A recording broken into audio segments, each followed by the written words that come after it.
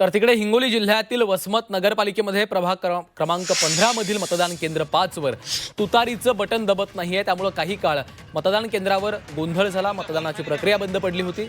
यावेळी मतदान केंद्रावर मॉकपोलच्या दरम्यान मशीनमधील बटन दबत नसल्यामुळे हा गोंधळ झाला.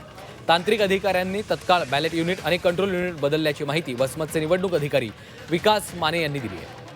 आता वसमतमध्ये सुरळीत मतदानाची प्रक्रिया सुरू आहे.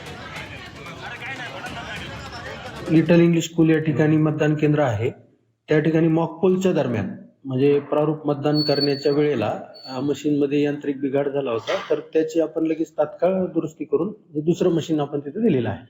गोंधळ झाल्याचं प्रकार काय एकंदरीत माहिती आहे. त्याचबरोबर त्या ठिकाणी जे आहे ते केंद्र प्रमुख हजर नव्हते अशी देखील माहिती. नाही, केंद्र प्रमुख हे तिथंच होते आणि केंद्र प्रमुख आणि जो आपला पोलिंग स्टाफ असतो त्यांना असं मतदान केंद्र सोडून जाता येत नाही.